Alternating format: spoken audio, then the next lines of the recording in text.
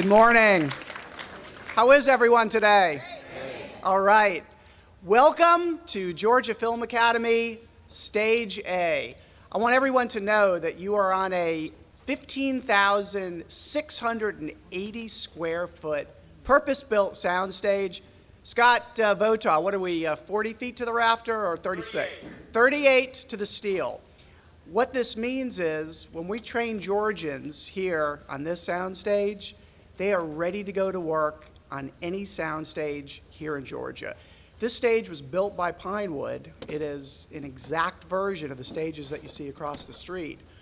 So when we train Georgians here, they are ready to work in any capacity in the state, something we're very proud of. And really, it's a resource that you're not going to see anywhere else in the country. You can go to Tisch, you can go to North Carolina School of the Arts, Florida State Film School, and you're not going to get the kind of training that you get here in the state of Georgia through the Georgia Film Academy. A little bit about the industry. In 2007, we had $242 million in economic activity here in Georgia due to film and television production. This past fiscal year, 2016, $7.2 billion in economic activity due to film and television production here in Georgia. I know, it's pretty amazing. It makes me very proud of our state. We're now number 3 in the country for film and television production, number 5 in the world. Over 100,000 Georgians are working due to film and television production. 245 productions were here in Georgia, film and television productions last year. So when it comes to film and television, the state of Georgia is all in. World-class tax credit, world-class infrastructure, and finally, to make sure that we are indeed all in and have a permanent and sustainable entertainment industry, we got crew. And that crew is composed of our neighbors and our kids and our returning vets, who the Georgia Film Academy is training to work on our sound stages and our sets. By the end of this fiscal year, so I'm talking about June of this year, over 1,000 Georgians will have taken a Georgia Film Academy course. Governor Deal first announced the GFA a little over 2 years ago. We just started our classes a little over a year ago. Over 1,000 Georgians will have taken a course by the end of this fiscal year. So we're very excited at the Georgia Film Academy to be training the next generation of Georgians to work on our sound stages and our sets. And increasingly, we're focusing on what we call the above-the-line trades as well. Content creation, wealth creation, the tip of the economic spear, the economic engine when you talk about the film and television industry. Because when it comes to the film and television business, the Georgia Film Academy is focused on all of it, the full ecosystem of the industry, from crew to content creation, from development to production to post. I look forward to telling y'all much more about what we're doing. And again, it's my truly great pleasure to welcome y'all to the Georgia Film Academy Soundstage A today. Thank you. Thank you, Jeff. That was very well done. And somebody whispered in my ear that if y'all are well behaved today, for those, how many by show of hands, this is your first time to Pinewood Studios by show of hands? First time. There you go, Jeff. We got some new converts here. So the word is that if you're well behaved, after the session today, we may have a little treat for you. So stay tuned. I'm going to ask Steve Dollinger to join me on the stage. Steve is the Executive Director and CEO of the Georgia Partnership for Excellence in Education. And I'd like to ask Kevin Grenier to join us on the stage as well. And we got just a short presentation. Kevin is the former chair. I'm following in his footsteps in this role. He's been a great friend and a great inspiration for me. So Steve, I'll let you take it over. Well, thank you, and good morning, everyone. We have a board that's made up of a lot of people by virtue of their position, a lot of organizations, their executive directors, a lot of the governor's staff, the House and Senate Education chairs. But our chair of our board is always a business leader. And Kevin Greiner, as the CEO of Gas South, has been our chair the last 2 years. And that helps us with our focus, a very strategic focus. Kevin has worked a lot for us, very strategic thinking, innovative, creative ideas, pushing on us to do our work even more bold and more impactful. So we always like to thank our chairs.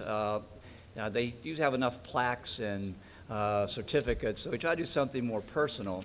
And knowing Kevin's interest and support of tennis, and particularly youth tennis, Kevin, we have a special donation that we've made in your honor to the YMCA of Metro Atlanta and their youth tennis effort, particularly in the Decatur, East Lake area.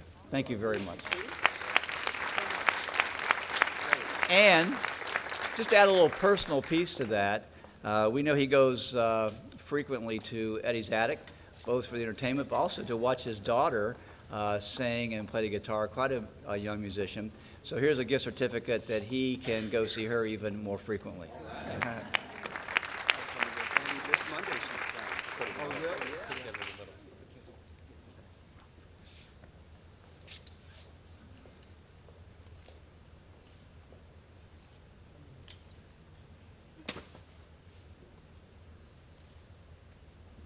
Okay, thank you.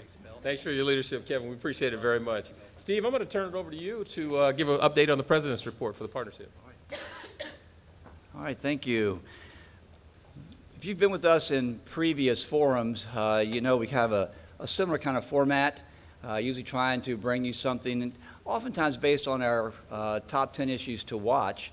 So the critical issue could be one of those 10. You can remember, if you were with us last November, we were at the Federal Reserve Bank. The Feds asked to partner with us for a program, entirely different tone than what we have today. A lot more economists and business leaders focused on that aspect of our work. But we also like to take you quickly through some of the work that the partnership has been doing and bring you up to speed on that. But let me quickly take you through your packet so you'll know exactly what's in there. First of all is our program. You probably looked over that quickly. You know most of that because that's why you're here today. Then the bios of our presenters.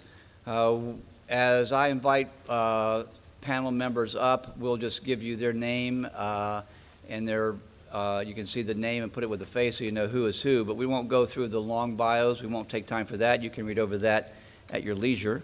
And then a thank you to our partners. Milford has mentioned today we're partnering with the Council of the Arts, the Georgia Film Academy with Jeff and his team, and of course AT&T sponsors all of our forums. Then there's a piece there with one page of information about the Council of the Arts. We hope you're knowledgeable about them. We know there are a lot of art leaders and teachers in the group today, but if you're not familiar, you should become familiar. It's a great partner for us. Bill Maddox is our communication director. You've probably met him. He was the guy doing the pictures here a few minutes ago. He does a great job of getting us in the media. And when I say media, it's radio, TV, newspapers, magazines. And here are just a couple of the recent ones. The first one was in the James Magazine. Particularly interested in this. It's interesting how we get feedback on some topics and some well, most of these we're really passionate about, and we don't hear a whole lot. This one resonated big time across our state. There's a lot of conversation now about how we need to change the language. It's good that Georgia is no longer 50th, and we had that brand that we're one of the last states in our performance for our students. We're in the middle of the pack now, which is a lot of improvement, but that's not where we want to remain. So we're going to continue to work. These kinds of strategies we'll hear about today will help us, but talking the talk, talking the specific language is what we need to do more of, and Dr. Dana Rickman, our Policy and Research Director, wrote that. And then if you don't know who she is, here's her picture. This is the article that was in the Supporter Report. Maria Supporter, of course, is a writer for Atlanta Business Chronicle, but she also does her own electronic newsletter. And if you'd like to know more about what we're doing to keep up with us and get blasts of our articles or our events, please fill this out and drop it on your way out, and we'd be glad to add you to our distribution list. So with that, let's move on into some other work. By the way, Scott Botal, the director of production here, who is a guy yelling lights, camera, action back there, wants to make sure you realize that all this equipment here, kind of like Scott said, is exactly the equipment that when the students finish here, they go across the street, it's seamless. But these are millions of dollars worth of equipment. And Scott very eloquently said, keep your hands off the equipment. But Scott will be back up later in the program, like Milford gave you a little foreshadowing there. We've got a special treat for you in just a few minutes. I want you to realize today's program is being taped. So if you have some friends who were not able to be here, or folks you just want to give them the opportunity to see this program, it'll be on our website next week, so you can go there and see this entire program. On the table when you came in, there was some other materials there, our top 10 issues to watch that I mentioned. By the way, that's award-winning for our team that puts that together every year. Then there's also information there to register for our Education Policy Fellows Program. This is similar to leadership classes that Chambers put together, but the whole focus is ed policy. And in these classes every year of about 20, 22 people, it's like the partnership, like the group today, some business, some legislators, some foundation, community leaders that want to focus just on ed policy for 9 months. The application, hard copies out there. It's also, of course, online. This will be our 10th class. It'll be nice to see that 10th class come through. And I know we have several Education Policy Fellows, we call them EPFP alums. Would you stand, EPFP alums? Let's give these folks a round of applause. It's really fun for us as we go to any kind of education, workforce development kind of venue, and typically now we will see some of our EPFP alums there. Some of them run for school boards, some have run for other elected offices, so it's good to see them getting involved in their communities. So, as we get into the program now, it's interesting for us as we see this education, we call it the birth to work pipeline, and today's focus is on how to get more kids through there as we also focus on the arts and technology. To tell us even more and more passionately than I can, I want to introduce you to Karen Patty, who is the Executive Director of the Georgia Council of the Arts. Karen?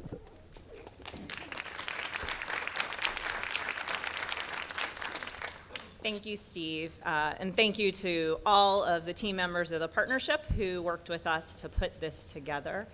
And I really want to give my very deep and profound thanks to each of our speakers that are joining us today. I am excited to hear you drive this conversation forward. I want it to take just a minute of your time. And I told Diane I actually wrote down the things I wanted to tell you because I do tend to get a little bit passionate and then step outside of the podium and then I'm off for a while. So I'm going to keep myself to my 5 minutes. And I want it to just take a minute to lay the groundwork and set maybe a foundation for this conversation today. 3 years ago, Governor Deal called on some of the greatest minds in the state in education, business, philanthropy, to research and present policy recommendations to improving education through the arts. In the executive order, which called this work into being, the state asserted, and I'm going to read you the quote, that businesses depend on the education system to produce candidates that are college and career ready. Yet, American education has not yet embraced the power of creativity and the arts to maximize student engagement, academic achievement, workforce readiness, and lifelong learning. That last line continues to deliver and lay at my feet the weight of a significant unmet promise of K-12 public education. Let me read it to you one more time. American education has not yet embraced the power of creativity and the arts to maximize student engagement, academic achievement, workforce readiness, and lifelong learning. And that is the reason that we are here today. 3 decades of research on the power and value of arts education has provided us with significant data on the impact of the arts on a student's academic life and on their future. And I could spend, quite honestly, the next 2 hours talking to you about that, citing research and statistics, but you have more interesting people to hear from this morning. So in the interest of time, I'm going to give you just a few, which I hope you hold on to and carry forward as you listen to these conversations today. Students with high levels of arts engagement have higher test scores in science and writing. Students who participate in the arts are 16% more likely to graduate from high school. Arts education helps students become better readers and writers, including reading readiness, word fluency, reading comprehension, and writing skills. Students who take art classes are more likely to develop critical thinking and transferable skills desired by employers such as communication, collaboration, and problem solving. Arts activities promote growth in student social skills, including self-confidence, self-control, conflict resolution, collaboration, empathy, and social tolerance. And students involved in the arts grow into more civically engaged adults. They are more likely to vote, and they are more likely to volunteer. Despite these incredibly compelling statistics, the research that we conducted on access to quality arts education in the state a number of years ago, and that research is on our website. The flyer that Steve pointed out will direct you to it. That research proved that access to quality arts education in K-12 public schools is by and large limited to students who live in urban areas and/or economically well-off area, right? So, stated most simply, our students in school systems that are in rural parts of the state or the most socioeconomically challenged parts of the state do not have the same access to arts education as their counterparts that live in other areas of the state. And in fact, our research also showed that only 3% of Georgia public schools, 3%, offer access to the 5 arts areas: visual arts, music, theater, dance, and creative writing. 3%. So let's change our trajectory, and let's become a state that boldly embraces and supports the power of creativity and arts education, and let's begin that work here today. Thank you.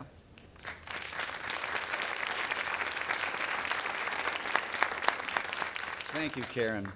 The power of creativity, pathways to a future, using arts and technology to give young people a vision of what they can do in the future. We talk a lot about equity and access. This is another way to open some of those doors. We hear a lot about underperforming schools, and we at the partnership talk some about underperforming communities. Are they really failing schools, or are they schools and communities that are really struggling? It's really difficult for a school to outperform its community. Some can, some beat the odds, but it's tough for them to do that.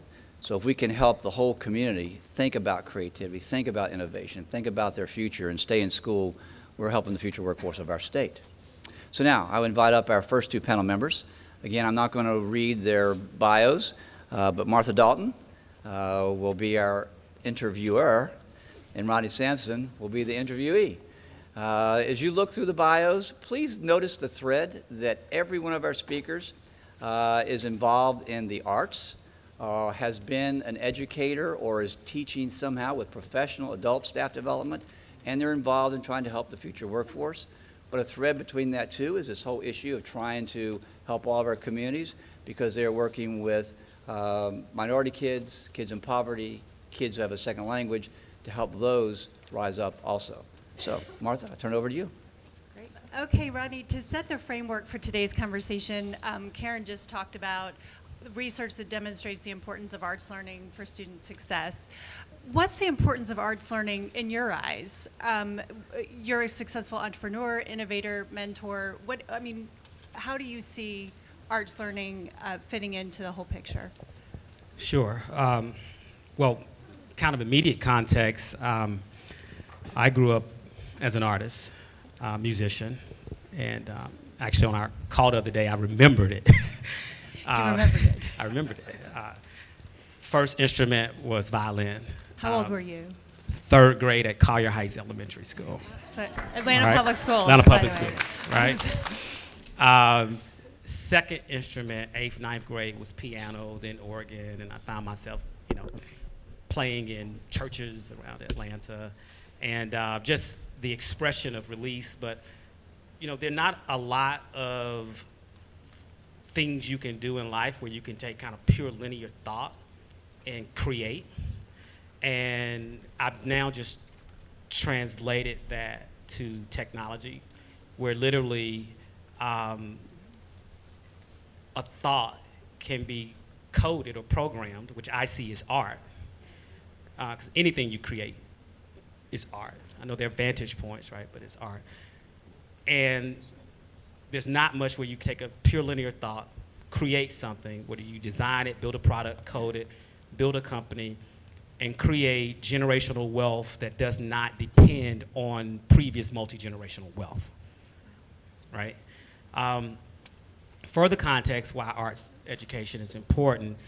Number two, particularly as it relates to men and women of color, particularly boys of color, black boys in our country, there's data that shows where expression, kind of like visual expression through arts or what have you, helps us learn and helps us, create.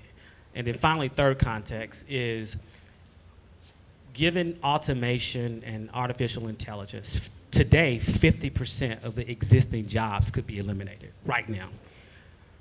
Blue collar jobs, automation. White collar jobs, finance, accounting, advanced, artificial intelligence. And the reality that 2/3 of the jobs of the future that don't even exist yet, have not even been created, where most of the young people that we're talking about hopefully will be in that economy. But without creative expression, without the arts, without certain types of learning and certain types of skill, there won't be jobs for them in the future. But where there will be jobs is for that creator, that builder, that thinker, that collaborator. And that's a safe space that has been identified at the intersection of automation and advanced intelligence. Okay, so then when we look at sort of the traditional school model, a lot of schools, just to be blunt, aren't really set up that way, right? That's not how the Right. curriculum is kind of designed around innovative practices and the fine arts necessarily. What do schools need to start doing? How should they be thinking about presenting, subject matter and incorporating the arts? Advanced disruption. What does that mean? Or accelerated disruption. I think there's so much, rightfully so, research and data on the change that's required, but change is actually tough. People really don't want to change. They talk about change, and change is inevitable, and research is first, then buzzwords are second, and then we'll just wait, for the outcome. But I think if we're not intentional about, from the parental level, from the administration level to the actual engagement in the classroom, in changing it, and what it really requires is, from my vantage point, is literally forcing our educators to reteach and rethink themselves on how they engage with students in the classroom. It requires them to have to go back and learn. So tenure is irrelevant, right? If the precedence is tenure based upon 30 years of antiquated teaching methodologies, and just because you're comfortable, then you're doing a disservice to the students of the future.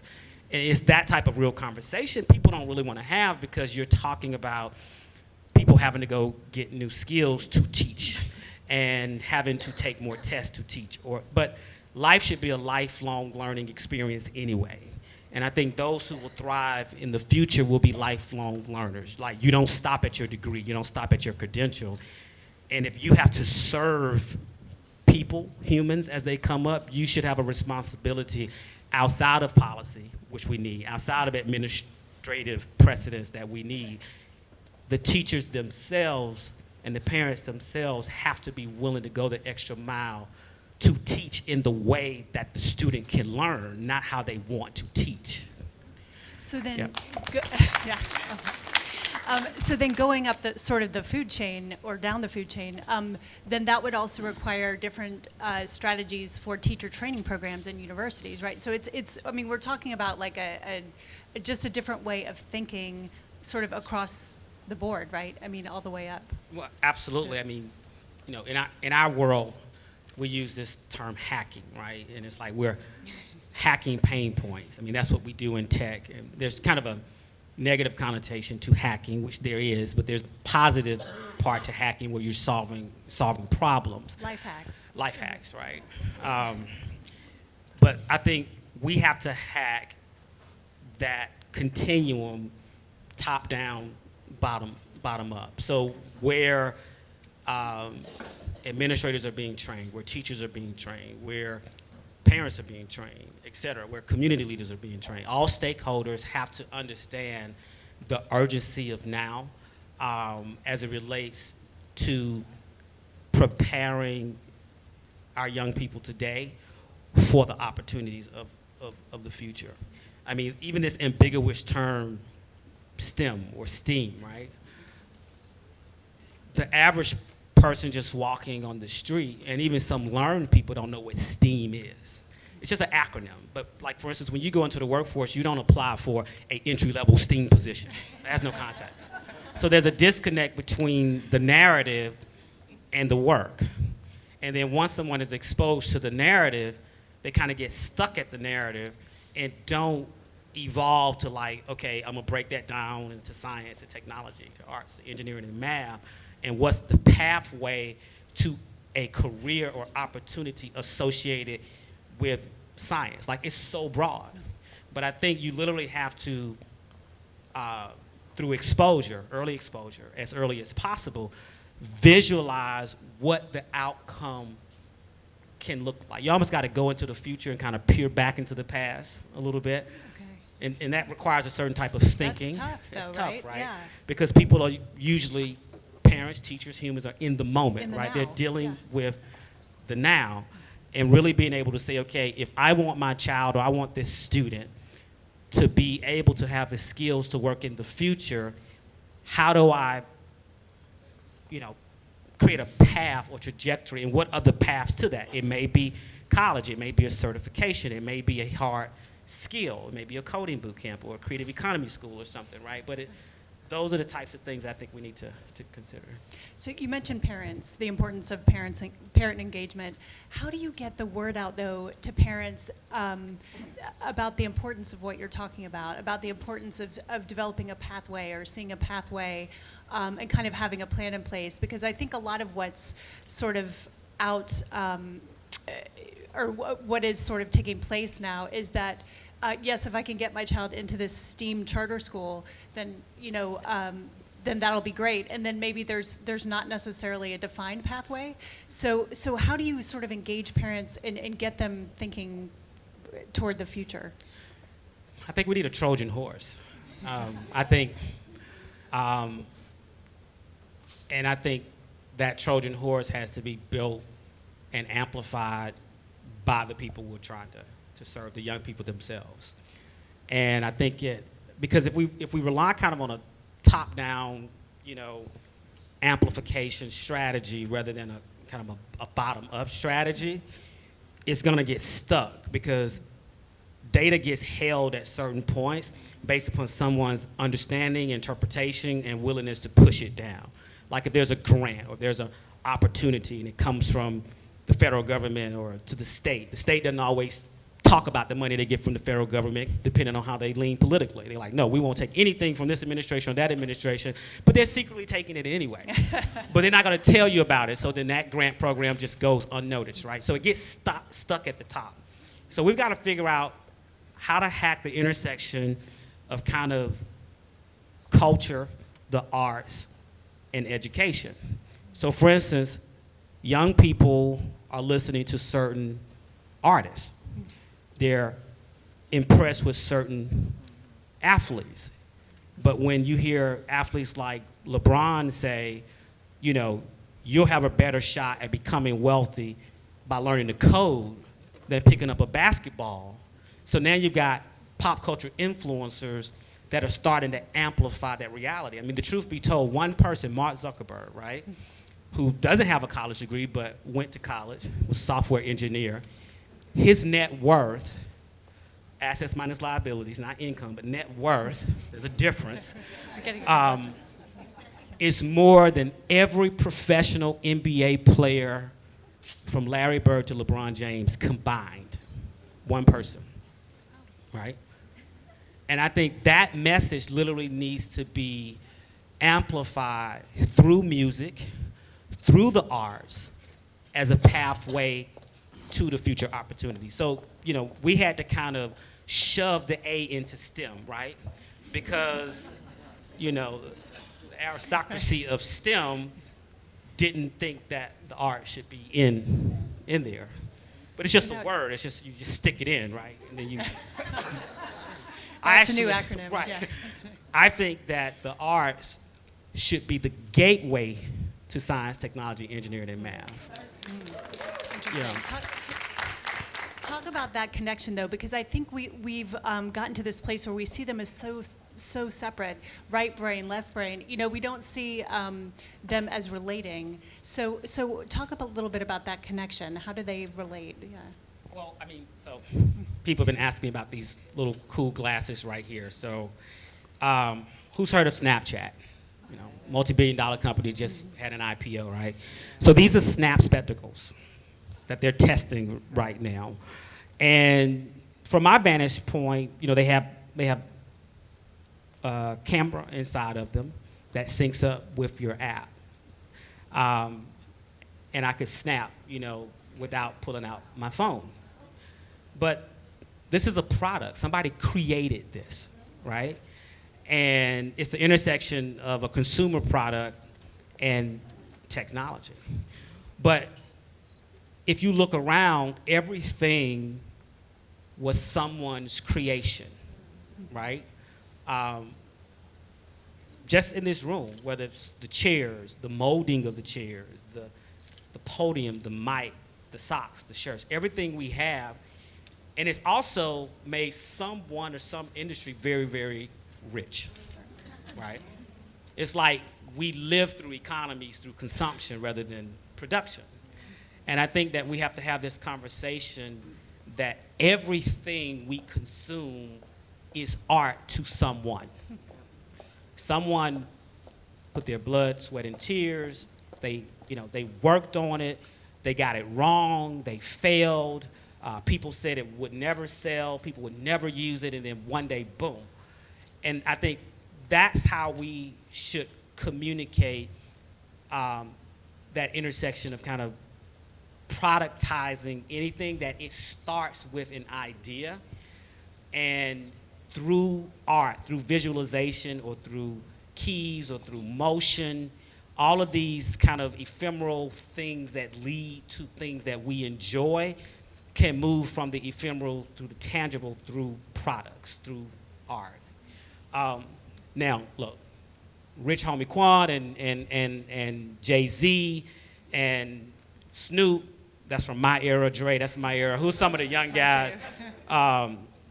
Dre, he's kind of old school now, but you know, I give you a pass. Migos. What you know about Migos?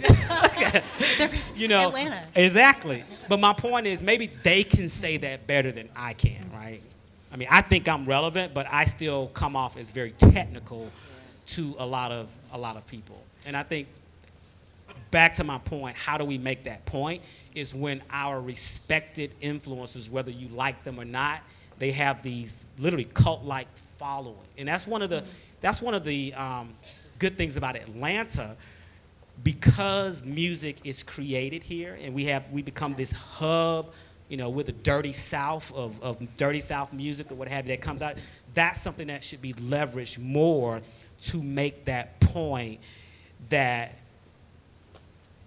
although we consume, we should see ourselves as producers, and we should drive that production and that entrepreneurial and that innovative mindset and skill into everything we do, period. You say that you're technical, but there has to be some kind of role for companies and industries like yours, right? In sort of getting this message out, because if schools aren't moving at the pace where maybe they need to be to meet workforce needs, what role is there for people like you or your industry to kind of help advance that? So I'll tell you a little bit about what we do at TechScore Labs. I have two partners, Dr. Paul Judge. You should look him up. You should know who he is and his work. The mayor of Atlanta came for an event and called him the Black Iron Man. So you should know who he is, Paul Judge, and then Alan Nance. One, we invest in companies. And because we invest in those companies, as shareholders, we influence the decisions in that company very early on. So we advocate for diversity at the founding level. And diversity could be ethnic, racial, cultural, gender, you name it. It could be social, economic, what have you. That diversity in teams increases economic output. There's data that shows, McKinsey data. When women are on leadership teams, economic output is 15% more than when it's all men.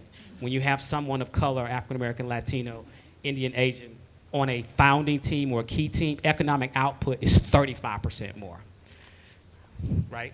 So we're driving investment to influence a company, but also to influence a company's hiring, not just from traditional educational institutions, but non-traditional talent as well. Then we found ourselves training that talent as well. When the talent didn't exist, rather than outsource it, we would spend resources to teach them how to design, teach them how to code, teach them how to build, teach them how to sell. Because in the innovation economy, they're more than just, technical jobs. They're all types of opportunities. And so if you follow that pattern, I think that same pattern should be followed by the Fortune 100 companies in our town. The shareholders should be influencing the decision makers that run the company to invest in traditional and non-traditional training to prepare their workforce. And why invest in the training yourself instead of outsourcing it?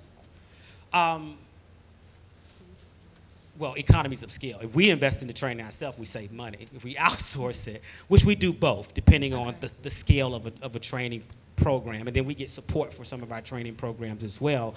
But it becomes an economic decision. And a lot of companies, I'll give you a case in point. So I won't mention the name of some of these large companies in Atlanta. They will hire a computer science degreed person. I'm not even gonna call them an engineer because they don't have much experience. A computer science degreed person out of Georgia Tech into an entry-level software position, $60,000, $75,000. Still can't do the work. They can't code. They've got the piece of paper, but they can't do the work. Then they will spend another $30,000 to $50,000 to then train that person to do the job. So now I'm doing $60,000 plus benefits plus another $30,000. I'm spending $100,000 on an entry-level person. Well, for $100,000, I can take 5 people, teach them the code, and make them employable, right? So I think there's some disruptive opportunity when you look at the employability of our existing talent pool. Because here's the reality. When GE and these companies are coming to town, they're not hiring based upon the projected graduation rates of Atlanta public schools today. They're not. They come through our space, they come through the chamber. Which could be a good thing, honestly, right? I mean, well, no, they should be, okay? In my opinion. Based on the projected graduation. Projected rates, graduation. okay. Based upon the skills that these students could be getting or should be getting, right? They're hiring based upon their ability to attract other talent to come to Atlanta and live here because it's cheaper to live here than Silicon Valley, Boston, or New York, right? So that's the reality. They should be coming here based upon the graduation rates and the skills of the students coming out of Atlanta public schools. So what happens is it looks good that we're attracting all these big companies, but it's creating a further wealth divide between our local, hyper-local population, right? And the folks that are moving here and taking those jobs. And I know we're here to talk about arts, but I'm just kind of giving context. Yeah. Right. And so I'm told this is the last question, but so how do we kind of bridge that gap a little bit? We have to have tough conversations. Okay. And I think it's kind of time out for kind of political correctness, right? In a sense that um, yeah, you've got to be willing. I mean, those people who, I mean, no one wants to be a martyr for their work. But to be honest, it's usually those folks who are willing to put everything on the line, to have the tough conversations, sometimes with their employers, sometimes with the politicals in the respective state. You know, the message, you know, to our state legislature and governor, and I tend, you know, I don't have a job. Literally, one day maybe I'll take another job. So I'm not accountable to any, you know, someone saying you shouldn't have said that and you can get fired. But I think our you know, our state wants to be this innovation, particularly Atlanta wants to be this innovation economy of the South. And there's an opportunity for us to actually lead in that area, given just the makeup of our ecosystem. And Atlanta should lead, given the diversity, you know, the work of, you know, King and his cohorts in the 60s, the work of Maynard Jackson that's often forgotten.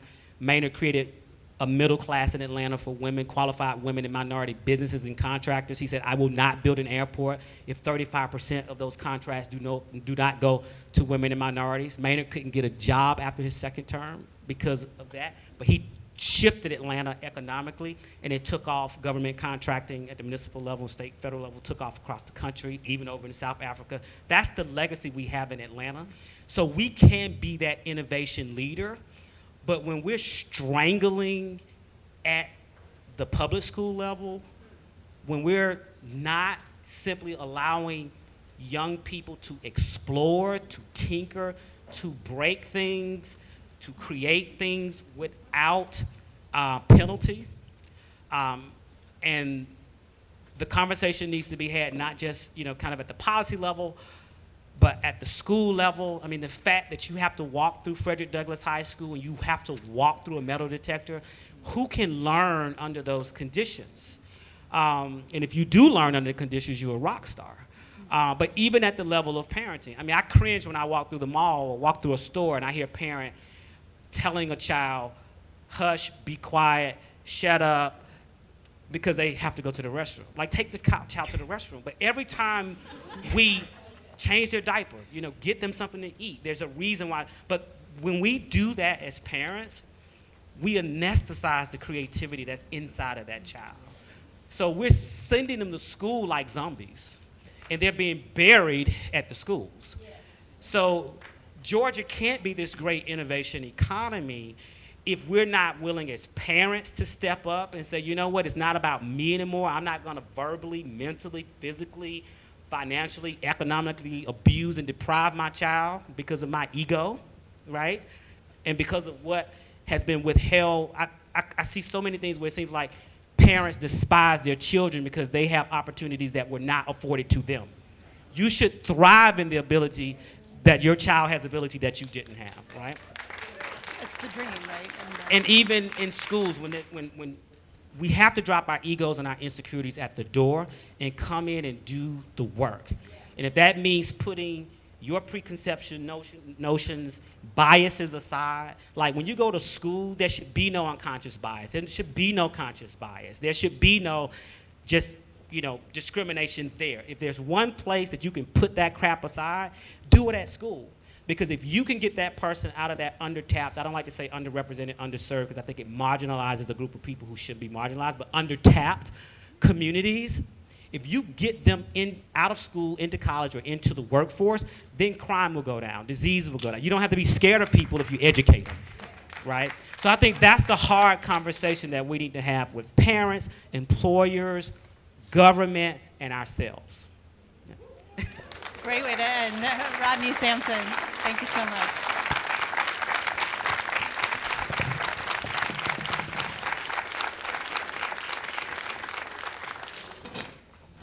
Wow, thank you, Rodney and Martha. So we wanted them to be our leadoff hitter, kind of set the stage. Do you think they did that? Yeah. I tell you, I'm fired up. I want to jump into my economics education speech and start telling you about Harvard and Jack Shankoff and videotapes about little babies, and I won't do that right now. So if the other panel members can come on up, we'll keep this rolling. The moderator will be Atiba Imbiwan, a good friend of ours. Glad he was available to come today to moderate. Also, not on his bio is Atiba was in our first class of Education Policy Fellows, and they even nominated him to be the class speaker. Every class has a speaker, and he was that person. Then we have, put these in order, Sharia Hughley with Google Fiber. She's probably not going to give you a whole bunch of their trade secrets today, but she will be giving us some good information about what they're doing at Google. And Giff Lockley, here's the man on the ground. Here is a high school principal, steeped in the arts, teaching everything through the arts, and kids who are being very, very successful. And you already met Jeff Stepikoff here at the Georgia Film Academy. So with that, Atiba, take it away. Thanks, Steve. This is a wonderful moment to be together, and I think Rodney laid out a lot of food for thought that I'm going to actually ask our panelists to start off and respond to as a sort of the first question. But I did want to just lay a few questions to sort of frame how we think about this. First of all is the question that often is asked of young people: what do you want to be when you grow up? And I think it's clear from what Rodney was saying, what we all know, is that question should be, what do you want to do in your 20s, in your 30s, your 40s, your 50s? Knowing that those jobs don't even exist now. Right? So again, the way we think about this has to be with a future of many possibilities and not one lane. Secondly, I just wanted to say, I'm here representing the Zeiss Foundation and the work we do in the nonprofit sector, and as one of the biggest nonprofit funders of the arts. But this whole arts industry is bigger than nonprofits, right? And that we have to think about, again, the for-profit side of this, because it's a huge, huge opportunity. And third, I do believe, while everybody who's here today is a true believer in the power of arts and the need to support this work, that our mission is not about creating artists, right? That it's really about tapping this creativity in a way that young people can, if they want to be an artist, fine, but they're able to prepare themselves for these jobs in all kinds of industries that require creativity in this innovation world that we live in. So again, I just wanted to frame it that way. And I told them that I would love for them to share, in the spirit of this film academy, a favorite film of theirs. But it created a pressure point. So I told them they can also pass. But I did want to share one from my past, and I hope some of you remember this. It was called Stand and Deliver. And it was about a teacher in California who was an immigrant from Bolivia who taught students in LA calculus. And he taught them in the most creative ways. And they took the advanced placement tests and scored well. And the people who run the AP test said no. They couldn't have done it. These kids couldn't pass this. And so they took it again and proved them wrong. And I think about, again, here we are over 30 years since that movie came out, showing that we still have people who don't believe in young people. And I think, again, to me, the power of film is that it can show those of us who have doubts and skepticism that there's a possibility that it's greater than what we could envision. And so I'm going to let, again, my panelists start with just a reaction to those provocative thoughts. Rodney? First, I'd like to say thank you so much for your passion. One of the things that Karen and I talked about that made it so important to be here, being in a technical space, but understanding that I'm a product of the state of Georgia, DeKalb County, played instruments since 4th grade till I walked across the stage. And it wasn't learning almost every woodwind instrument that made the difference. It was the acumen and the discipline behind it. It wasn't standing on a field in the rain with 360 other band members that made the difference. It was that collaboration and that feeling of belonging that made the difference. I carry all of that with me today, and I don't know what I would do if I did not have the experience that I had here in the state of Georgia. I could bring up to this stage in this room several countless friends, partners, classmates that are doing amazing things across this entire world. And it would not have been possible without the arts. So thank you so much for your passion. Thank you. Yeah, if you have anything you want. Well, as a high school principal, when I saw those glasses and he said they have a camera in there for Snapchat, I almost fainted. And they make me very nervous. And not just the color of them. If you have a teenager now, you know what Snapchat is. And I'll say to the children, and I still refer to them as children, I'll say to all 900 children at my school that check Facebook. Well, yeah, they fall out laughing. You know, only old people use Facebook anymore. But so I'm trying to learn Snapchat, and those glasses make me very nervous. But I did tell him when he sat down. I said, "Lord have mercy, I thought we were in church." But that is the kind of passion that we need to see in our schools. I mean, I'm in a different situation. I mean, my kids are passionate about coming to school. They have to meet a certain academic requirement. They have to audition to get into the school. And we have to keep up with our children when it comes to meeting their needs, whether it's visual arts, whether it's film, much like the film room at my school here, 35,000 square feet and 38-foot ceilings. We wish, but that's our challenge, is to balance that creativity and meet the requirements of the children, what they're asking our teachers to do, and to stay on top of it. And I'm specifically addressing high school. So, you know, that's what I think is, that's our biggest challenge, in marrying that together along with the academics of a high-performing group of kids that are going to perform extremely high, whether or not they have a fantastic teacher in the class. So that's a tough one as well.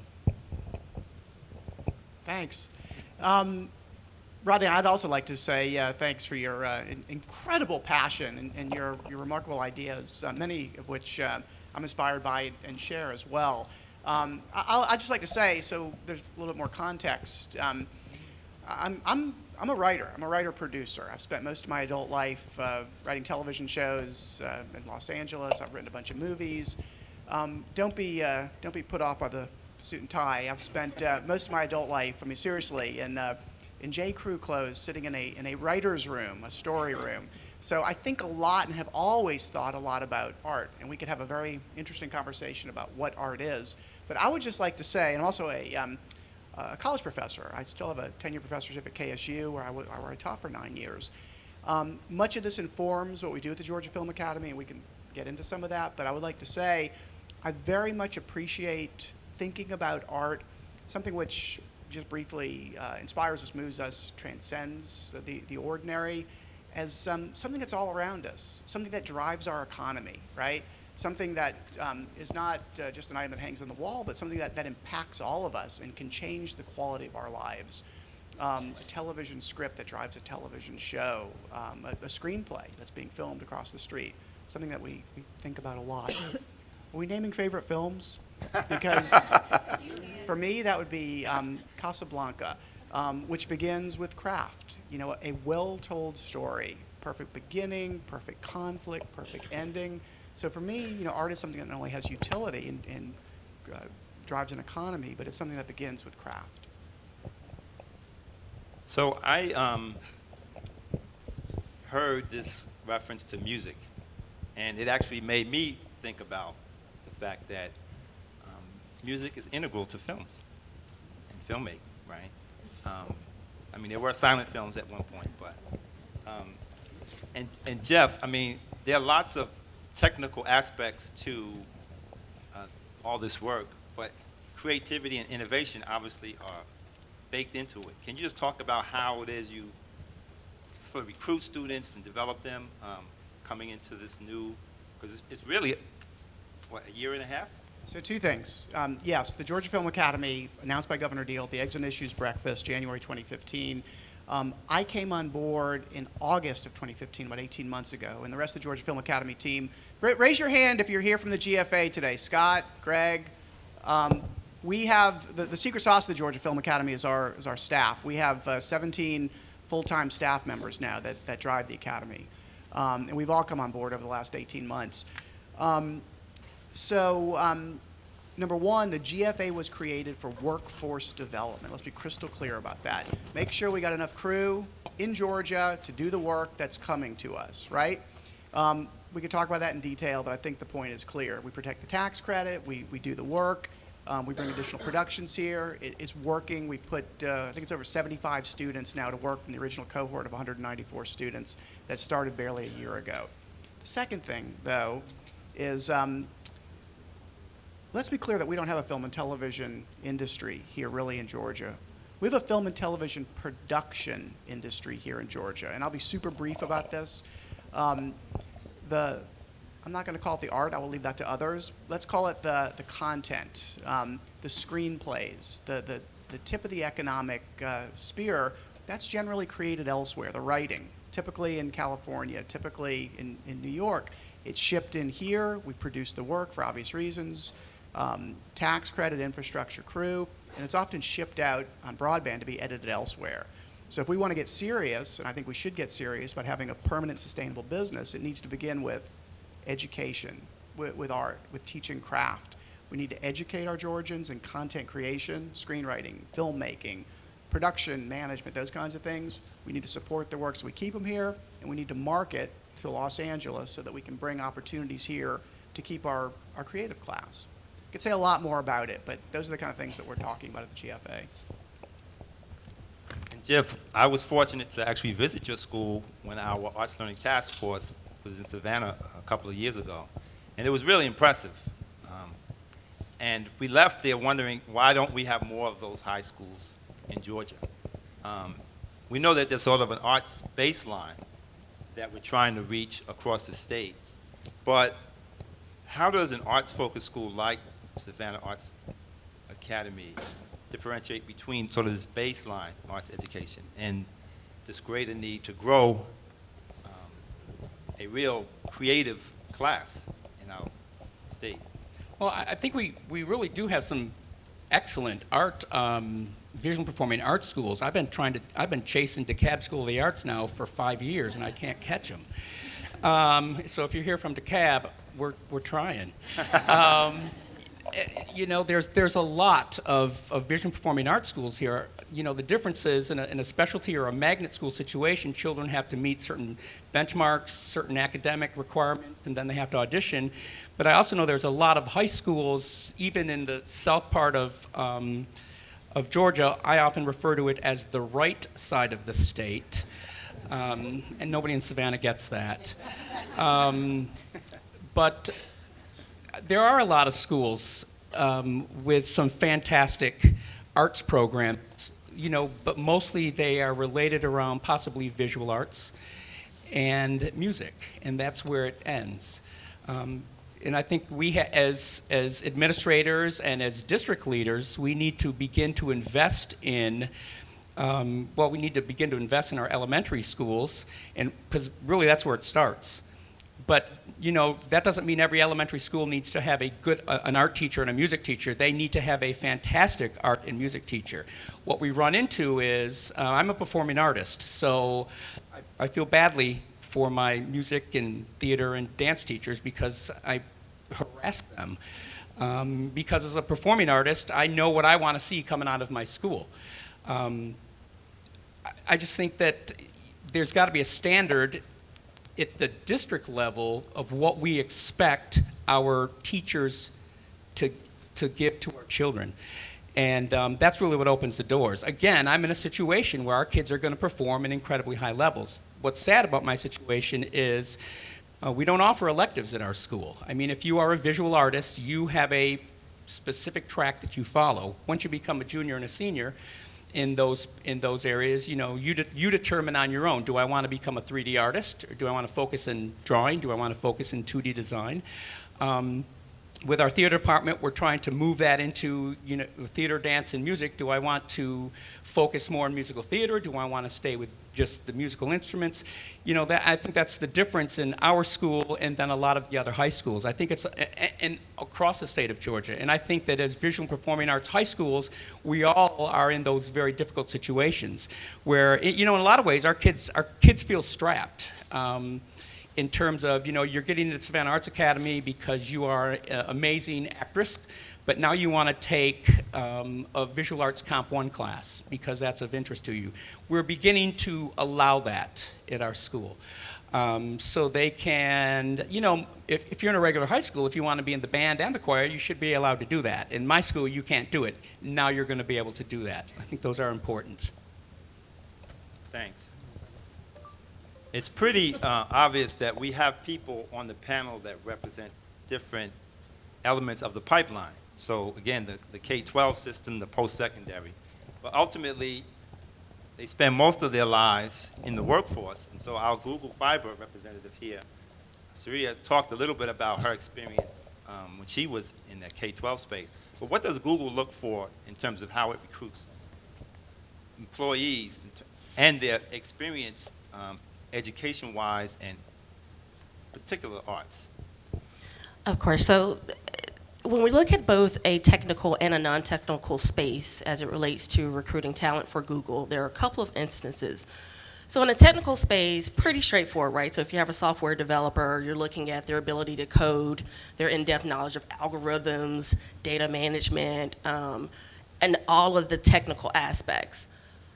But it does take non-technical roles to also run an organization or a tech company like Google. So we also look at things like general cognitive abilities, so your ability to work through and solve problems, and how you actually use data to work through those situations and problems. So that's really, really important to be able to work in those different situations from a soft skill perspective. We also look at, as it relates to innovation and creativity, your ability to have that keen sense of leadership. So when we think of leadership, we always think of leadership as an actual role where someone has this amazing title. But at Google, it's a little bit different because you can be an individual contributor, but you're still going to lead a process, you're still going to lead a project, and you're still going to have to motivate people to get on board for whatever innovative thing that you're working on, right? So that's a big attribute that we look for. Additional, that role-related knowledge, right? So Rodney talked about a little bit earlier how some recent college graduates are hired right out of college. Not only do we want to understand and look to see what role-related knowledge you have in your respective fields, but what impact you had as it related to that role.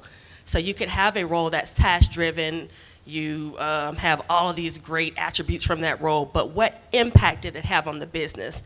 Because that's how we grow to create great products at Google.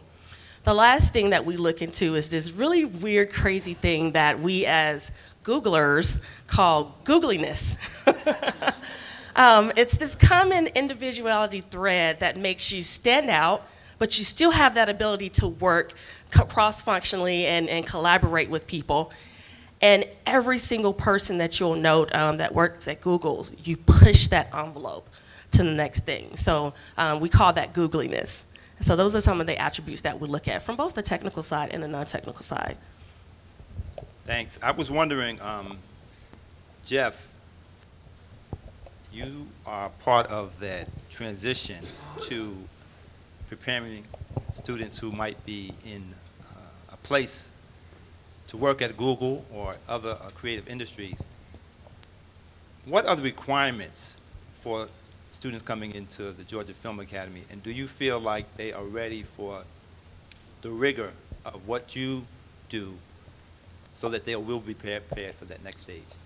I think that's a variety of questions. Again, I'm going to start by saying the Georgia Film Academy was created to provide crew, the below-the-line craftspeople that we need across the street to do this work. Across the street, of course, is at Pinewood Studios.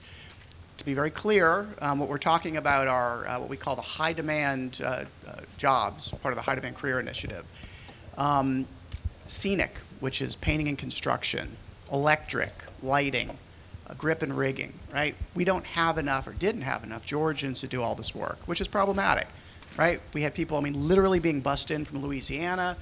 They were literally flying in people from London, I understand, to do this work, and of course from California, North Carolina, Florida, right? I mean, the reasons that this is a problem should be obvious. We devalue the tax credit. We take jobs away from Georgians. There's concerns about whether we can support productions. Georgia Film Academy has ended that, or is in the process of ending that in a variety of ways. We're putting Georgians to work in these trades. I'm going to answer your question in a second way now. So when I started the Georgia Film Academy, part of the thinking, the pedagogy, was, you know what? Let's train for these specific trades. Let's train people to be grips. Let's train people for electric. Let's train people to be, lighting techs, and let's do it over a 2-year period. What we know from the entertainment industry, those of us who work in the business, is that you don't need to spend 2 years learning to be a grip to turn out a grip, and you really don't need to spend 2 years learning to do that if you want to turn out an entertainment industry worker. And I'm really talking about the below-the-line craftspeople to begin with.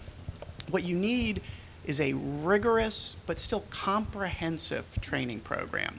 So what we have now is what we call GFA 1, which is a full semester course. It's 16 weeks over the course of a semester. You're going to take it if you're a KSU student, right here at our Pinewood location from 12 o'clock to 6 o'clock on Fridays for 16 weeks.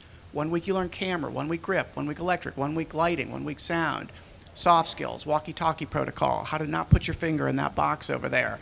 And really, you learn not only how to be of value to productions, but you learn all the various trades that you need to know so that you can get, through an internship and through some craft-specific training, the knowledge you need to go be a grip, to go be a painter, to go be an electrician, and go to work in a couple of semesters, right? Now, to the third point, what you also learn is the core knowledge, and I'll use this word, craft, that you need to be a maker. And this goes to why I referenced Casablanca. Some students, maybe they're coming from KSU, maybe they're coming from our technical colleges, maybe they're coming from the general public who can take Georgia Film Academy courses as well through Con Ed for an incredibly low rate, I will add. They'll learn these trades, and along the way, they've got a story that they've been working on since they were a kid, since they were in arts education, since they were in, their rooms growing up writing this stuff, thinking about it. And now they have the knowledge to make something, to be a filmmaker, to be a writer, to be part of our creative class here, if you will. So by providing this comprehensive training, we're not only creating viable crew, but we're also putting in the seeds, if you will, for Georgians who will be the next screenwriters, the next filmmakers, the next makers, if you will. And finally, I hope I'm not suggesting that we're not training, great creative people here in Georgia, because we certainly are. I'm suggesting that we need to amplify the training we're doing, we need to recognize how we're doing that training, and we need to keep them here. Because finally, as a KSU professor, every semester I had that kid, or 2 or 3, who had that killer script, who would say, Professor Stepakoff, what do I do now? How do I get my script made? And it's hard not to say, well, you need an agent, and we don't have the agents here. And it's hard not to send that kid to Los Angeles. So we need to stop doing that, and the Georgia Film Academy has a plan to stop doing that. So I'll stop there. Just one clarification. In terms of requirements, are there any basic requirements or skill sets that are needed in order to become a student at the Georgia Film Academy? Absolutely. Passion. Yeah. You got to really want to do it. It is the coolest industry, the coolest career to follow. For the record, the average salary of someone who works in film and television production, according to the MPAA, Motion Picture Association of America, is $84,000 a year. And if you're good and you're hungry, you're going to make a lot more than that. So, we can put you to work in one of these gigs pretty quickly, and you'll be earning that and then some very fast. What do you need? Is it craft-specific knowledge? We're going to give you that. Is it how to read a call sheet? We're going to give you that. You got to really want to do it. We're talking about long hours. We're talking about commitment to the work. we're talking about passion, obviously intelligence, obviously, a drive to want to do this. But you show up with the passion, and you show up with hard-toed shoes, and we're going to give you what you need. So, Jeff, you were down on the Georgia coast, and I'm assuming your students, and certainly faculty, have heard about the Georgia Film Academy. I mean, has it generated any particular interest in your student body, in your school?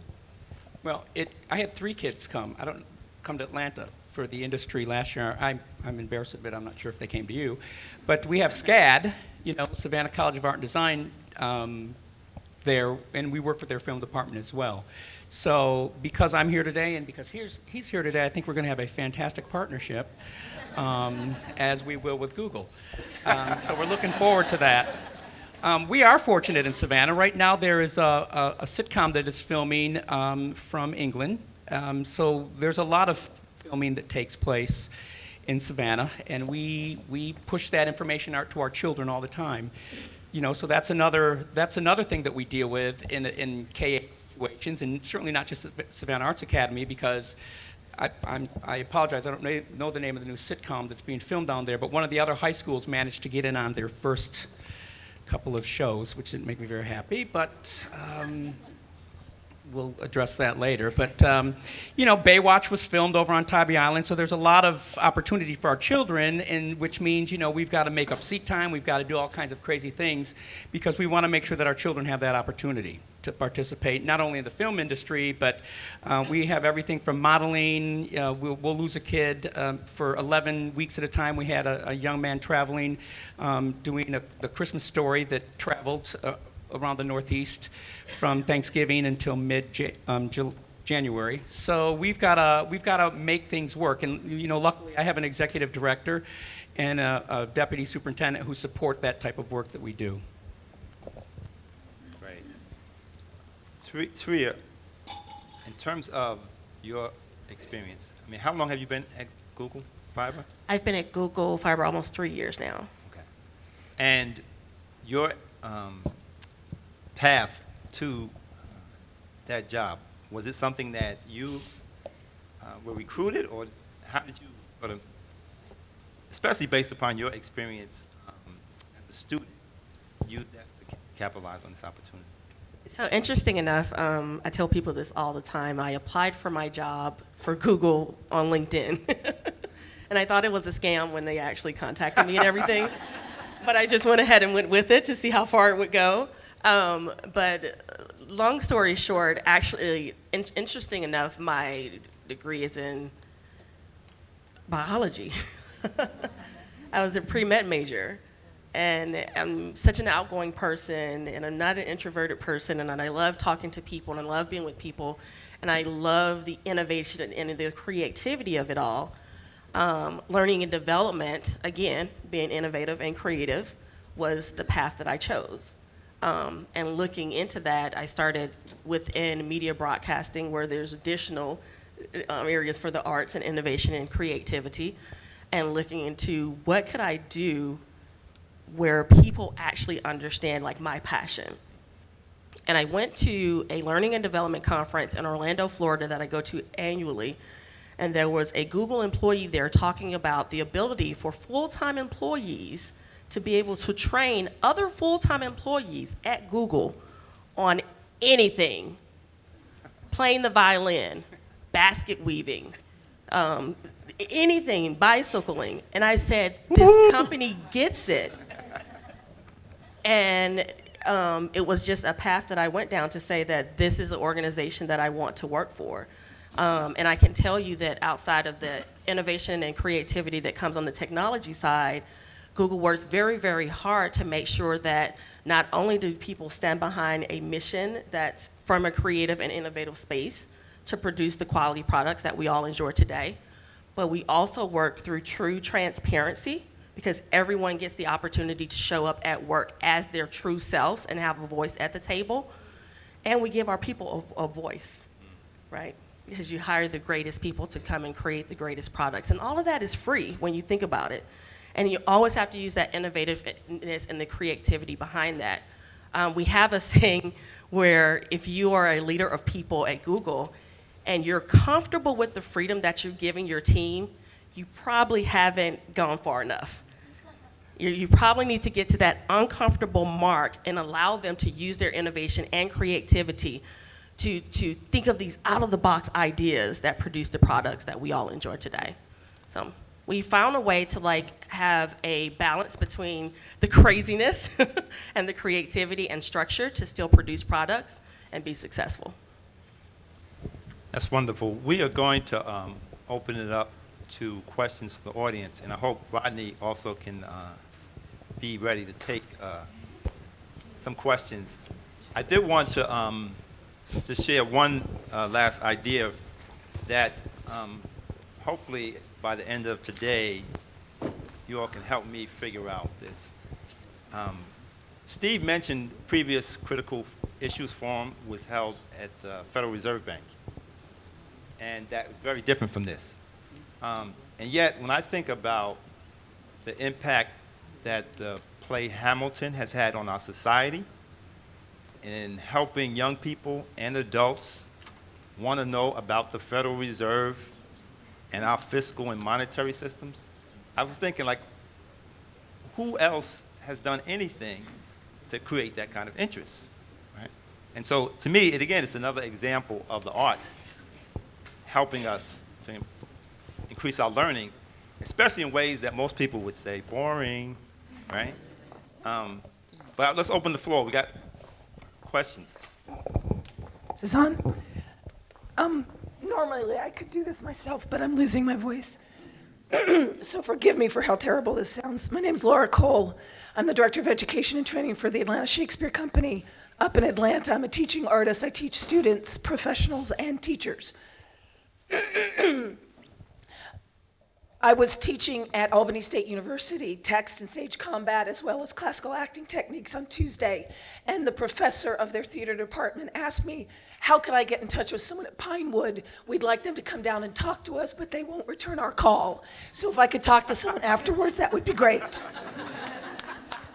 It begs a bigger question, why in the world should an HBCU in South Georgia training artists to come to Atlanta and succeed against all odds because they're first-generation attendees to college, against their parents' wishes because they need to make money? Why is that so hard? Why has no one spent time at the college level with these students? Even worse, the Trojan horse you're talking about are teaching artists from nonprofit theater companies like me, like my colleagues behind me. Those are the people that go in every day and make those kids interested in the wider horizon of an arts career or simply a career that involves arts. I'm preaching just a little bit, but I'll get to my question. How can Pinewood Studios and the Georgia Film Academy create those teaching artists, support us as teaching artists in those schools? If I had another $5,000 to go to South Georgia and perform and teach, I could get you kids at the high school level coming with interest. They don't know anything about it because there's nothing at the junior and high school level. How can this lovely facility and the people that make $84,000 to hundreds of $1,000s do that for those students? I've heard a lot about higher level teaching, but that's not where the interest comes from. That's what I'd like to know.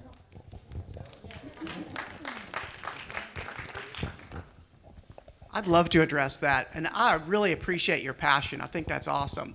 We know Albany State well.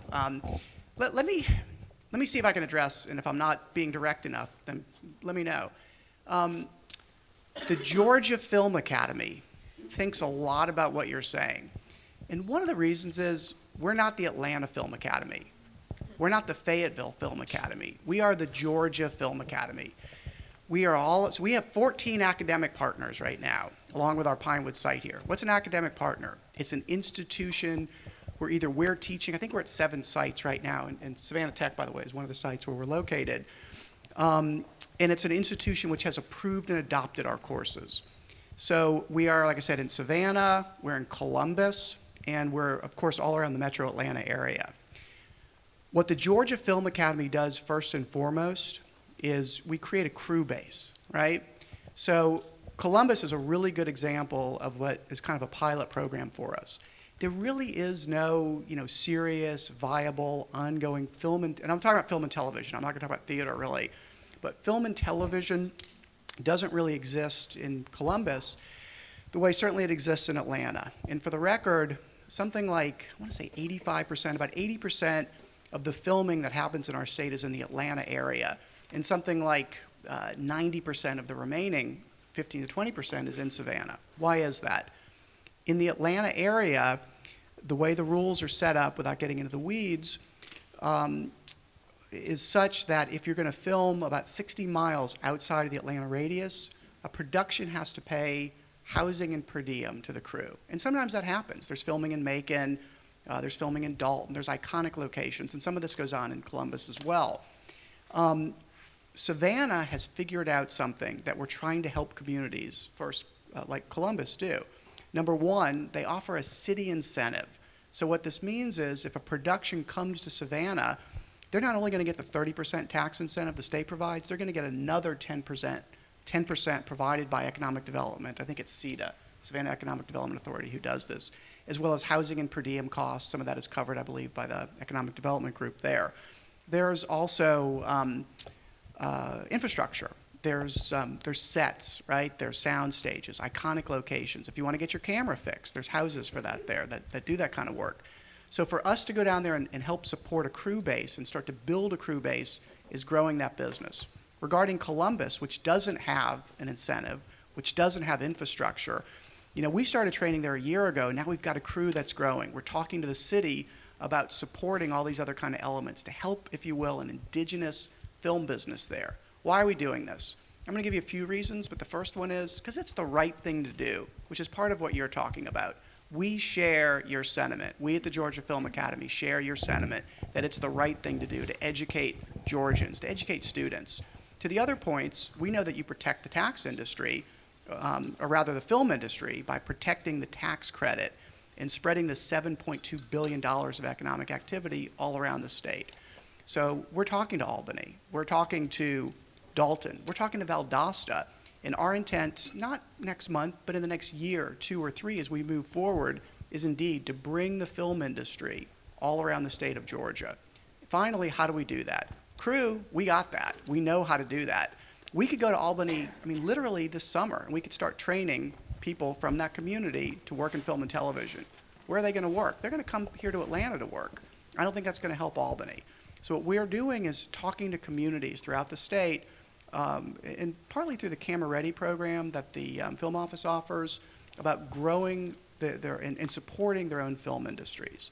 So our part of the GFA is to provide crew, provide guidance, and really build the business all around the state. So again, we very much share your sentiment, and I personally appreciate your passion. Does that answer your question? Ish. Okay. I'd like to hear more about what you can do to outreach in high schools, how you can support artists in their community who I'm going to say one thing about it. start the conversation with their students. I'm going to say one thing about it, and I want to make sure I'm not hogging the mic. So to that end, and I'm really glad you brought it up, high schools. So, number one, we at the Georgia Film Academy are, I'll pick my adjective carefully here, excited about all of the enthusiasm that we get from all around the state. People are calling us, pretty much daily now, high schools in particular. How do we get this training? How do we bring it to our high school? Can you come speak to our high school class or our Rotary class or our church group? We get this all around the state. So we have started a new initiative. I think we can make this public at this point. Because we tried to figure this out. How do we address all of this enthusiasm? And my initial thinking was, let's start teaching high school students. But I think our staff has a better idea, which is, let's start teaching high school teachers and empower them with the curriculum, the knowledge, and the equipment to go back to their schools in their communities and teach the high school students, which we will support later, probably next summer, with these summer programs, probably right here at our site. But this summer, it's okay to say this, right, Scott? This summer we have, I think our first class begins in June, we have a full section, I think it's 25, or we will have up to 25 high school students from all around or rather high school instructors from all around the state. So these are film teachers, media teachers, people who either are teaching this or want to be teaching this.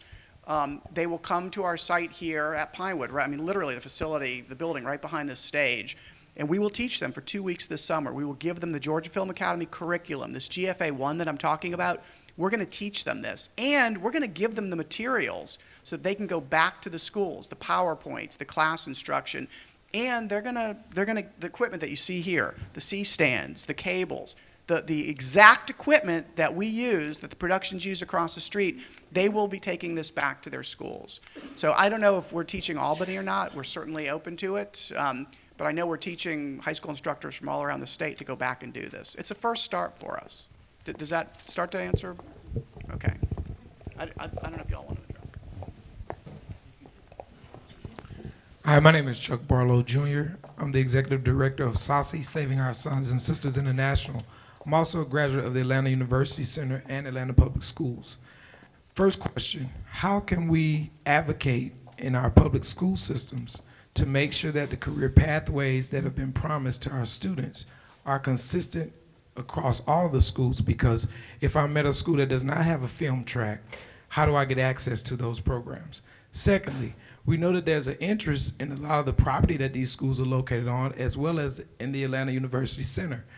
What efforts are you all doing currently to engage the greatest conglomeration of African American colleges and universities in the country to see how we can provide pipelines for those students as well?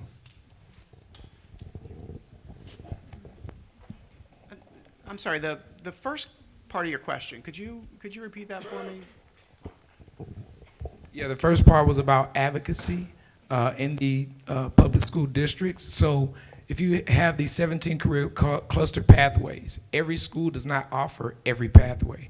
So if I'm a student in the Atlanta public school system who want to study film, on the level that you all are offering your programming, how do I get access to that when I graduate in 2 years, right?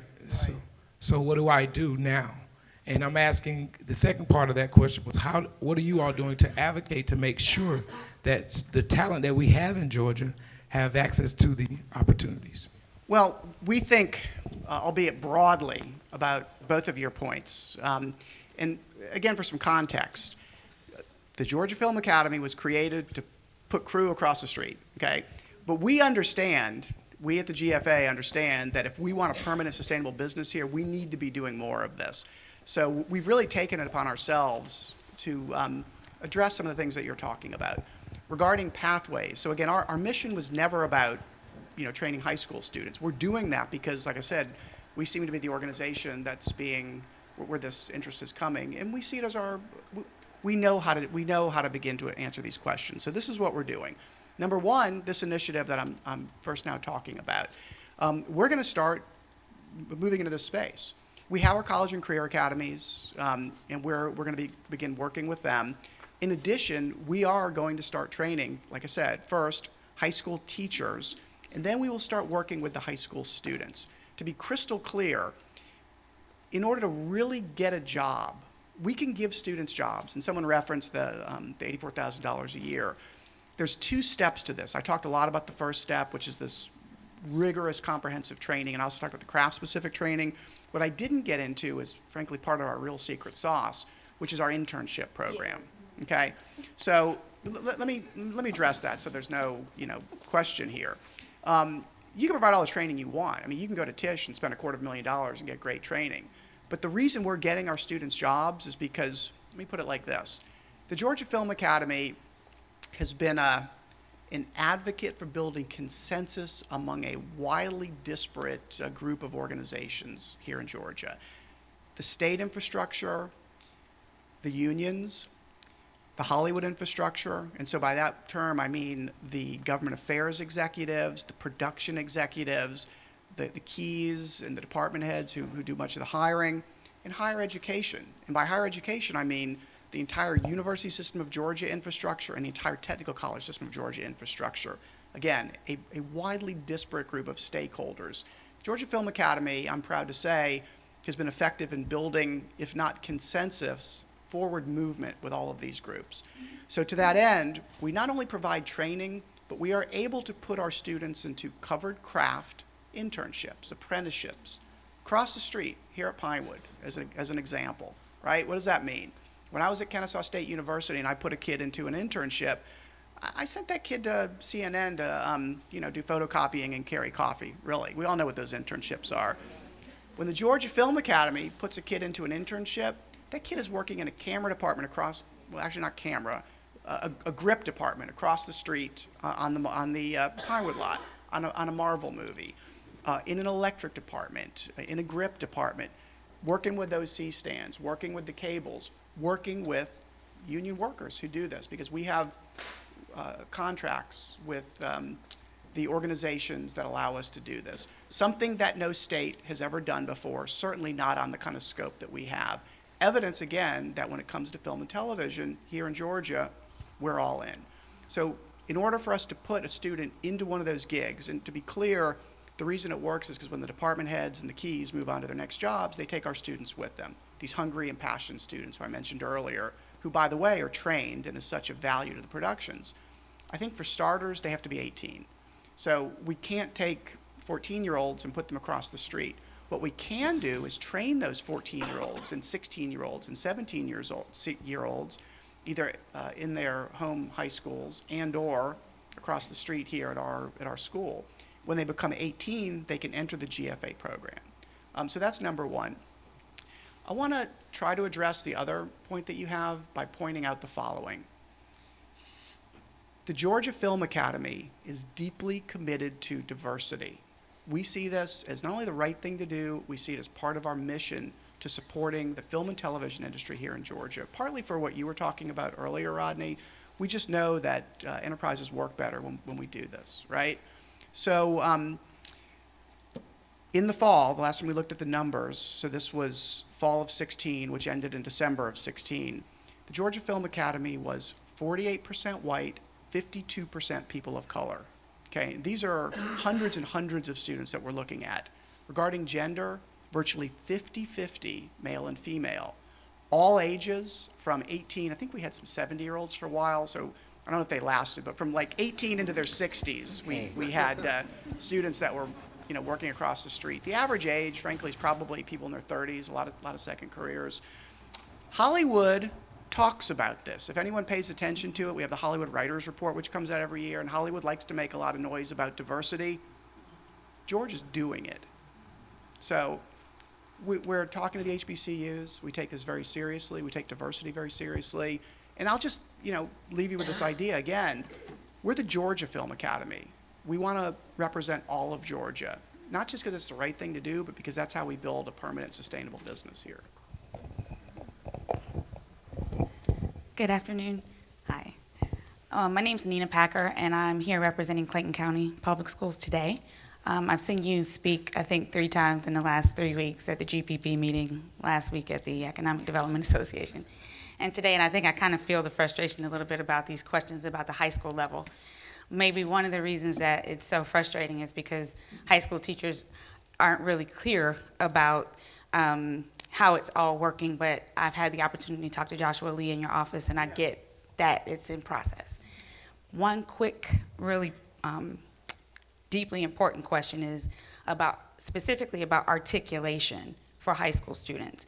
So what's exciting about the Georgia Film Academy is that you're giving people the opportunity to come out with a certification of sorts that puts them directly to work. Well, at the high school level, we seek to do the exact same thing, but what we would love to do is be able to say, hey, we can fast track you through the Georgia Film Academy while you're still in high school. And so I think what we're looking for, so my question is, are conversations being had at the state level in the Georgia Film Academy to create specifically the articulation opportunity for high school students? Our staff is just now talking about that. Thank you for coming to these events. I appreciate it. And I hope I don't come off as frustrated about high school. I'm excited about it. And again, I want to point out, we just started, barely a year ago. So, and our core mission was, was never really, it was just put people to work across the street. We're understanding, wow, if we're going to build this business in the way that we at the GFA understand it needs to be, we need to reach out into our high schools. We need to reach out all across the state. We all need to be part of what I think is our premier industry here. And for the record, if it's not clear, I'm not messing around. I mean, I've been a film and television writer, producer my entire life. I'm from Georgia. I want a permanent business here so my 17-year-old daughter doesn't have to ever go to Los Angeles to look for work if she's going to be a screenwriter or if she wants to be a grip or a cinematographer. So to that end, yeah, let's start training high school students. Articulation agreements, absolutely. We're looking at that now. Again, we're looking at the College and Career Academy as an access point. I really want to start training high school students directly. I think we need to train them in the GFA 1 curriculum, whether it's through their high schools or here, and then let's get them to work as soon as it's time to do that. So let's talk some more. I'd like your thoughts. Thanks. Hi, I'm Alan Bell with Georgia Council for the Arts. This question is for Rodney and Saria, and just real quickly, what can K through 12 schools do to help students be directed more specifically into your industries, in the IT industries, similar maybe to what the Georgia Film Academy is doing? And then GIF, as a follow-up, how does your school already prepare your students to do that in a way different from what K through 12 schools do? I will say from a perspective, a technical perspective, Google does have a lot of already prepackaged programs for K through 12. So we have university relations that works directly with schools in several neighborhoods across the entire United States. One piece of advice would be to actually reach out to any local Google office, or I could provide information to anyone here as it relates to who to contact at Google. But we already do work very, very closely with K through 12 programs across the entire world, with programs, whether it's from STEM, whether it's art-related, technical and non-technical programs, in a lot of different communities. So it's not just the local communities that everyone knows about, but a lot of the underprivileged communities as well. I will speak directly to Google Fiber for the academy that we have here locally in Clayton County. We are partnering with Clayton County Superintendent for a lot of programs for STEM, hosting the utilization of our actual space where there are programs that we have for coding or things for just girls or things for at-risk youth. We're actually working on a program right now for an 8-week program through Connect Hub. So there are several different programs that Google is currently engaged with, and I'll be more than happy to give anyone more information about that, but you can always contact any local Google office in your area.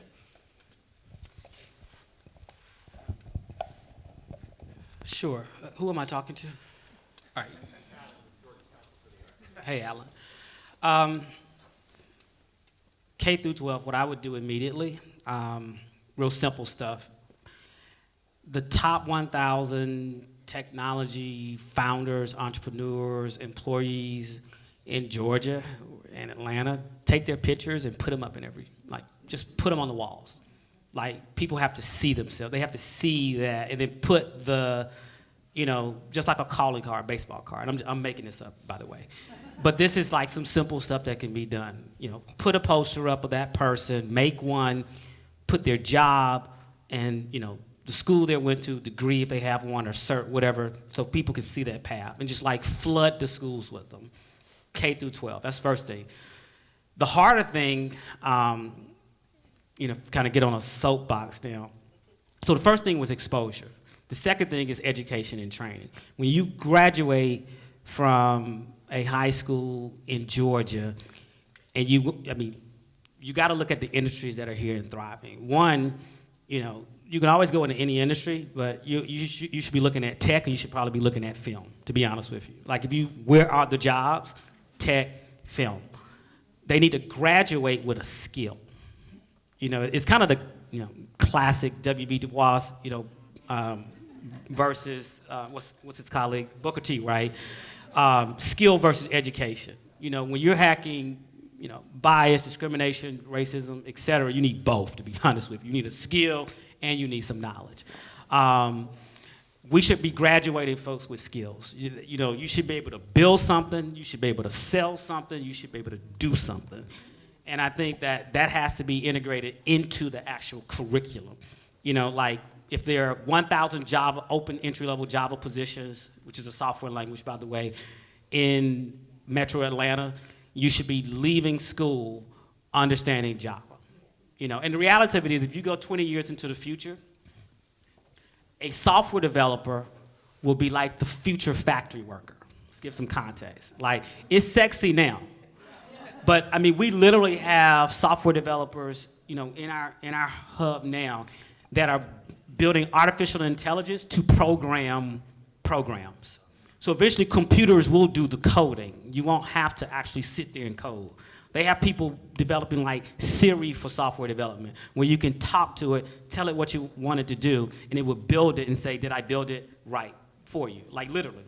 So we're looking at kind of a 20-year path where software development is important. The largest skill I think that we need to teach is the ability to continuously learn, lifelong learning. That soft skill of being forever curious, always wanting to know more, and always, you know, just exploring. But we got to figure out, and I'll use APS, you know, because I'm a product with products of that hyper-locally. You know, you've got to expose them to the industry. You've got to teach the hard skills before they graduate when they come out, and you can do it. If you can't do it in the curriculum, you know, I know there's these STEAM grants that kind of roll around, and to be honest with you, the STEAM grants are distributed, and because the administrators and teachers don't come from industry like this gentleman, they squander the money trying to figure out what to do, rather than going to somebody in industry and saying, you know, I got $50,000 for high school, $50,000 for middle school. What can I do? Or can we, as a district, put our money together and figure out what to do with those, you know, resources and money? So hopefully that helps. Okay. And GIF had a part of that question? I'm hoping your question was, what are we doing to get kids out? In relation to their answers, Rodney and Saria's, what is Savannah Arts Academy already doing, different from a traditional K through 12 Sure. school, that helps prepare your students to work in their industry? Sure, that's changed since I arrived in January 11th, 2011. You know, for years and years and years, it was 100% graduation rate, 100% go to college. And we take a hit. You know, quite frankly, when the information comes out from the Department of Education, from GDO or GOSA, you know, Savannah Arts, 96% of your kids went off to higher education. It bothered us at first. Now it doesn't matter if I send somebody off to the Joffrey Ballet training or somewhere else. So that's what we're looking for. But being in Savannah, we spent a lot of time moving our kids to Atlanta for master classes, or bringing folks in from Atlanta for master classes. I lead a group of kids, since I'm from there, to New York City every summer, where we actually work with Broadway stars. We send our film kids to Tisch. I'm sorry. But sorry, that's their money. But that was before you were here. So, you know, now we're now starting to get our kids out. They're starting to perform. It's, you know, if our kids are going into sound engineering, you know, Georgia Tech has a new sound engineering program. You know, I think being isolated in Savannah, you know, I've got more kids that are going to be Broadway stars and more kids that are going to be basketball players that don't even own a basketball, because we've got to teach them what it means, and in order to do that, we've got to bring in our master class people to make sure that they understand.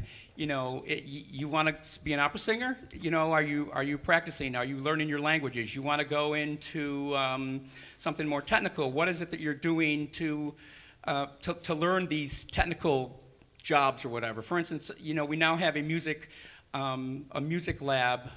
Technology lab. So when we do our film and media festival at the end of the year, where we have PSCs and all kinds of fun our children are required to compose their own music.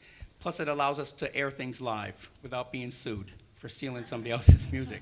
So it's those type of technical things that we're trying to do to get the kids out, and we're not very good at it yet. You know, the majority of our kids go into some kind of dance. In terms of that, while the rest will head off to higher education. As I said, I had 3 kids come to Atlanta to work in the film industry. Found out that it's a tough industry when you're not trained properly. So, you know, now they're working with Georgia State, going to Georgia State and hoping to, you know, move into the different things. So that's basically what we're doing. You know, we're still very much a traditional high school in terms of pushing our children off to college. Because we're not good at finding quality internships, if you will. You know, we have a huge internship program that we work with our seniors with.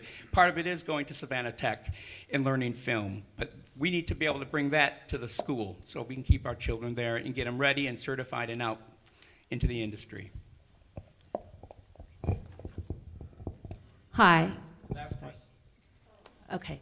My name is Lena Martin, and I'm here actually as a parent. I'm a mother of 4 kids, ages 11 through 20. And this is directed really towards the Georgia Council for the Arts, because I came today because of an email that was sent through them, and this encompasses a lot of what I'm hearing today. I coordinate a week-long arts immersion program at an elementary school here in Fayette County. It's a very unique program in the state of Georgia where our students are immersed in the arts. The entire day, they travel through 4 venues every day, Monday through Friday. And we do this program because we are a recipient of the Vibrant Communities Grant through the Georgia Council for the Arts. This is our 2nd year. We received this grant, and this grant allows us to inspire elementary school students in a way they wouldn't be otherwise. Last year, we started with the idea of introducing film, arts in the film industry to elementary school students, because we feel like the elementary school years are some of the most inspiring years in a child's life. And this is our 2nd year for it, so they're going to be exposed to a Foley artist.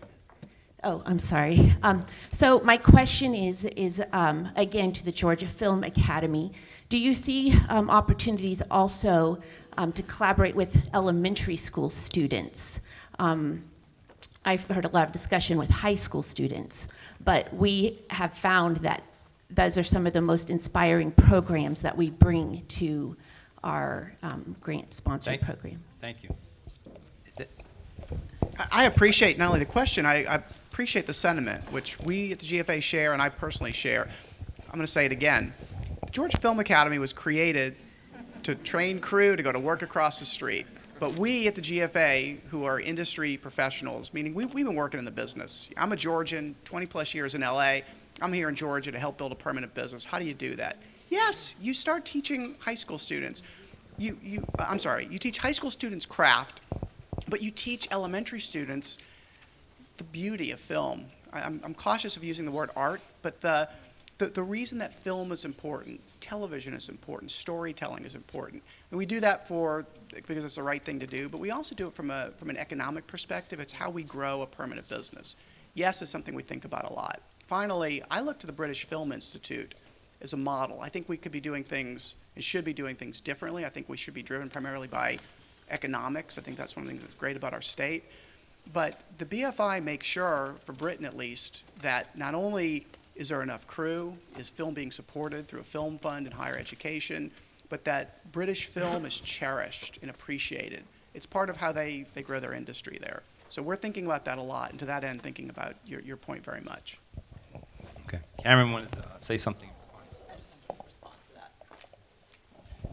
From a Council for the Arts perspective, I just wanted to, and maybe even to circle back to the first question, say one of the things that we have started under Alan's leadership is a teaching artist registry.